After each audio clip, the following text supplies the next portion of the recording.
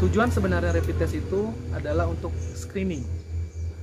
Jadi rapid test itu tidak digunakan untuk menegakkan diagnosis, tapi digunakan untuk melakukan screening.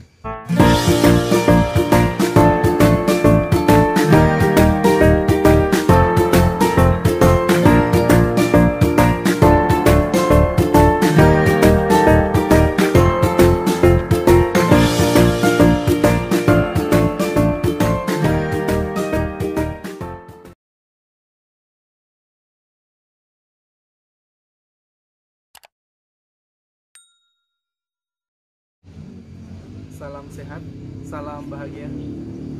Kembali lagi dengan saya, Dr. Eka, di channel Klinik Medika Jaya Mubuya. Pada kesempatan siang hari ini, saya akan membahas salah satu topik yang banyak dibicarakan di masyarakat dan bahkan saat ini bisa dikatakan menjadi polemik tersendiri. Maka dari itu, di kesempatan siang hari ini saya akan membahas masalah itu yang tentunya masih berhubungan dengan pandemi atau masih berhubungan dengan COVID-19. Nah, jadi di masyarakat banyak muncul pertanyaan-pertanyaan seperti salah satu pertanyaan yang sangat sering muncul, apa itu pemeriksaan rapid test, dan jikapun hasil rapid testnya itu negatif atau hasil rapid testnya positif, apa maknanya? Nah, pertanyaan itulah sering muncul karena dalam sebuah institusi atau dalam akan melaksanakan kegiatan-kegiatan tertentu atau dalam seleksi mengikuti kegiatan tertentu, biasanya terlebih dahulu pesertanya itu akan dilakukan pemeriksaan rapid test. Tujuan sebenarnya rapid test itu adalah untuk screening. Jadi rapid test itu tidak digunakan untuk menegakkan diagnosis, tapi digunakan untuk melakukan screening. Screening itu biasanya dilakukan dalam populasi tertentu atau dalam komunitas tertentu. Nah, jadi dalam menyikapi atau kita dalam menyikapi hasil rapid test nanti, atau kita dalam memaknai dari rapid test itu, kita perlu tahu terlebih dahulu sebenarnya rapid test itu seperti apa. Nah, rapid test itu adalah sebuah pemeriksaan atau dikatakan pemeriksaan tes cepat untuk mendeteksi adanya antibodi di dalam tubuh kita terhadap virus COVID-19. Nah, di dalam rapid test tersendiri itu biasanya tubuh manusia akan memiliki dua antibodi yang akan dinilai. Itu adalah antibodi yang disebut dengan IgG dan antibodi IgM. Nah, pada dasarnya tubuh manusia bisa mendeteksi atau bisa melawan setiap mikroorganisme yang masuk di dalam tubuhnya, termasuk virus COVID-19 itu sendiri. Nah, pemeriksaan rapid test itu pada dasarnya dia nantinya akan mendeteksi. Jadi kita nanti akan diambil sampel darah, apakah itu nanti di plasmanya, apakah itu nanti di serumnya, di ininya, itu nanti akan dideteksi apakah kita itu reaktif atau non reaktif. Nah, makanya di hasil pemeriksaan rapid test itu tidak ada nanti hasilnya positif COVID-19 ataupun negatif COVID-19, itu tidak ada. Yang ada itu nantinya adalah reaktif dan non reaktif.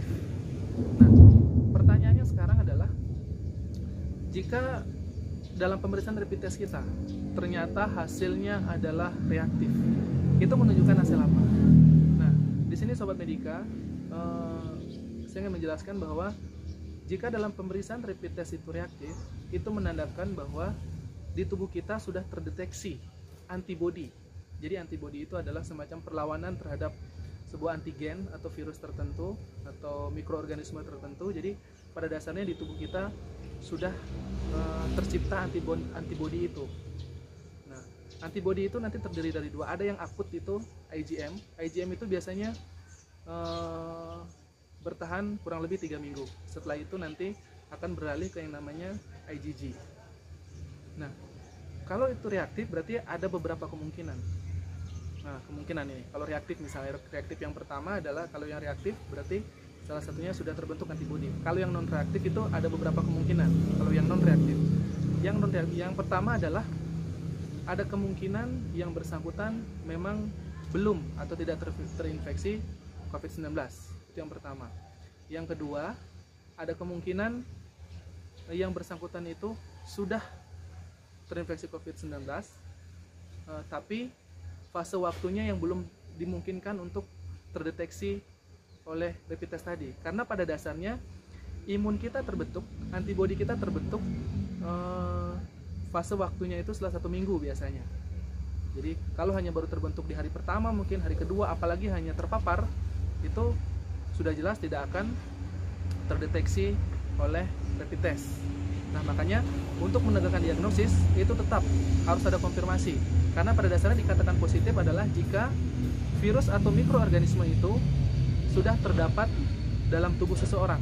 Pada dasarnya di sini dilakukan yang namanya real time PCR. Jadi kalau dengan pemeriksaan real time PCR dengan memeriksa swab tenggorok dengan swab hidung, itu biasanya itu adalah mendeteksi mikroorganismenya, mendeteksi virus corona itu. Jadi kalau memang di dalam tubuh sudah ada virus corona, berarti confirm bahwa yang bersangkutan positif konfirmasi COVID-19. Nah, yang menjadi pertanyaan lagi, apa sih yang akan kita lakukan di saat reaktif atau di saat non reaktif gitu misalnya. Nah, di saat hasil pemeriksaan rapid test kita dinyatakan reaktif, itu biasanya akan berkoordinasi dengan petugas kesehatan terkhusus yang di kecamatan, biasanya ke puskesmas. Ke puskesmas biasa akan koordinasi dengan dinas kesehatan kabupaten. Itu biasanya yang pertama akan dilakukan adalah kita tetap yang pertama dibantau kesehatannya. Ada gejala-gejala ISPA enggak? ISPA tadi berarti ada gejala COVID, yang dimaksud salah satunya adalah ada gejala batuk enggak? Ada gejala beringus enggak? Ada gejala nyeri menelan enggak?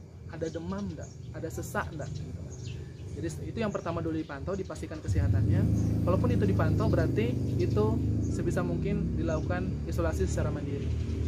Nah, sembari menunggu penjadwalan pemeriksaan real time PCR. Nah, itu sangat penting sekali.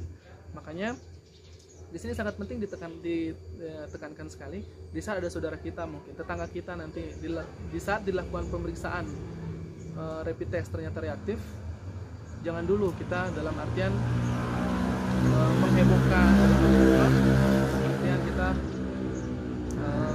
tidak diskriminasi lagi muncul di sana, atau dalam artian lagi kita menyalahkan segala macam. Nah, itu sangat tidak disarankan. Kenapa? Karena ternyata teman-teman, pemeriksaan rapid test yang reaktif itu salah satu mungkin nanti kedepannya akan menjadi alternatif atau solusi dalam penanganan COVID-19 selain adanya vaksin. Kenapa seperti itu? Nah, di sini kita ambil contoh sedikit. Beberapa hari yang lalu di daerah kami di suatu kecamatan dilakukan pemeriksaan rapid test. Ternyata dari beberapa yang diperiksa ada sekian persen, lalu rata-rata sekitar 14% yang reaktif. Dan dari 14% yang reaktif tadi, dia menunjukkan adalah tanpa gejala, berarti gejala ringan. Walaupun ini belum hasil pemeriksaan real time PCR. Dengan begitu menunjukkan bahwa dengan hasil rapid test yang reaktif berarti salah satu indikasi bahwa yang bersangkutan sudah terbentuk antibodi di dalam tubuhnya, antibodi terhadap antigen virus corona itu. Nah, jika itu terus nanti ternyata makin banyak, itu kedepannya bisa terbentuk yang namanya herd immunity. Herd immunity artinya jika dalam sebuah populasi tertentu misalnya ada banyak orang yang sudah kebal atau yang dalam banyak orang sudah terbentuk antibodi secara baik, secara mungkin kelompok tertentu atau masyarakat tertentu akan lebih kebal untuk terinfeksi COVID-19. Jadi seharusnya saudara-saudara kita, teman-teman kita, tetangga kita yang sudah dalam rapid test itu reaktif, harusnya kita jaga bersama dalam artian kita berikan support, dukungan, dan tetap melakukan protokol yang dianjurkan oleh pemerintah. Oke, itu yang paling penting. Nah, pertanyaan lagi berikut. Nah, seberapa efektifkah antibodi kita. Nah, seberapa efektifkah antibodi yang sudah terbentuk tadi dalam mencegah atau mengantisipasi dalam artian COVID-19? Sampai saat ini itu masih dilakukan penelitian. Harapannya adalah di saat saya bilang tadi, jadi rapid test itu kan ada dua antibodi yang diperiksa. Yang satu tadi IgM, immunoglobulin M, yang kedua itu IgG, immunoglobulin G. Jadi yang IgM itu fase akut. Jadi akut dalam artian dia muncul setelah terinfeksi, seminggu setelah terinfeksi dia muncul, 3 minggu dia hilang.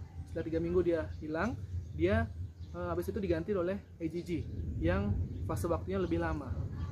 Nah, setiap virus, setiap mikroorganisme itu sifatnya sangat-sangat spesifik, sangat-sangat berbeda. Jadi tidak bisa ditentukan. Ada beberapa penelitian mengatakan bahwa ternyata virus corona ini yang sudah terinfeksi, yang sudah memiliki antibodi hanya mampu bertahan 4 bulan. Ada yang menyatakan hanya mampu bertahan selama 6 bulan. Tapi harapan kita adalah harapannya mungkin bisa bertahan sampai seumur hidup. Tapi penelitian yang terbaru seperti itu, karena ada kasus-kasus di luar sana bahwa dia sudah pernah terinfeksi, ternyata berapa bulan kemudian dia terinfeksi lagi. Apakah itu infeksi yang berulang dari virus yang sama atau subtipe yang lain? Nah, itu masih dilakukan penelitian terus sampai saat ini. Nah, pada dasarnya adalah bahwa jika kita sudah terbentuk yang namanya antibodi, itu tubuh kita sudah mengenal COVID ini, dan tubuh kita sejak sedini mungkin sudah bisa mengantisipasi dampak yang diakibatkan oleh COVID-19 itu. Nah, kurang lebih seperti itu, teman-teman, Sobat Medika, sahabat channel Klinik Medika Jaya Mupuya. Prinsipnya dalam pemeriksaan rapid test itu adalah memeriksa sistem imun kita. Sistem imun kita nilainya hanya 2, reaktif dan non reaktif. Tidak bisa diartikan itu positif corona atau negatif corona, tidak bisa. Karena itu hanya mendeteksi antibodi kita. Dan untuk memastikan kita positif atau tidak positif, kita harus deteksi mikroorganismenya tadi. Mikroorganisme tadi berarti kita harus deteksi apakah di tubuhnya dia ada virus corona atau tidak. Itu hanya bisa dilakukan oleh real time PCR. Nah, dalam pemeriksaan real time PCR pun ada berapa? Ada kasus yang memang ternyata hanya terpapar, mungkin itu bisa positif tapi tanpa gejala. Ada yang terinfeksi. Nah, jika dia terinfeksi misalnya, kasusnya terinfeksi dan terdeteksi terbentuk antibodi, nah itu bisa, berarti hasilnya akan bisa sinkron. Berarti dia betul-betul antibodinya terbentuk dan dia positif COVID-19 jika hasil real time PCR-nya menunjukkan hasil yang positif. Nah, mungkin sekian Sobat Medika yang sempat saya bisa sampaikan. Walaupun nanti ada pertanyaan, ada kebingungan atau apa, nanti bisa tulis di kolom komentar. Yang penting kita tetap optimis bahwa kita bisa menghadapi COVID-19, terkhusus untuk di daerah kita tercinta ini. Harapannya adalah kasus positif yang tanpa gejala dan kasus positif yang gejala ringan, kalaupun ada nanti positif, mungkin mudah-mudahan itu yang lebih banyak, dengan harapan adalah semakin banyak yang nanti mempunyai antibodi. Sudah kita mempunyai antibodi, itu juga akan bisa melindungi kita secara kelompok masyarakat atau populasi tertentu. Karena sekali lagi WHO pernah menyampaikan bahwa kita tidak bisa sepenuhnya bergantung dengan vaksin, karena mungkin berdasarkan penelitian-penelitian yang terus berlanjut dilakukan, segala macamnya, kita tidak tahu apakah COVID itu betul-betul hanya satu tipe atau bisa bermutasi. Itu pun masih dilakukan terus penelitian lebih lanjut. Tetap kuncinya adalah kita, yang paling penting adalah 3M. 3M itu sangat penting. Kita keluar rumah tetap menggunakan masker, sering mencuci tangan, usahakan untuk menjaga jarak, itu lebih sangat-sangat penting. Selain nanti ditemukannya atau nanti terdapat vaksin yang betul-betul nanti real sudah disuntikan ke masyarakat, tapi tetap acuannya adalah yang paling efektif kita tetap untuk mencegah penyebaran COVID-19 itu adalah 3M, dan selalu menjaga kesehatan, pola hidup bersih, pastikan nutrisi secukupnya, istirahat secukupnya, menjaga hati mental selalu dalam keadaan baik dan bahagia. Mungkin sekian teman-teman Sobat Medika Bapak Ibu, saya akhiri dengan salam sehat, salam bahagia.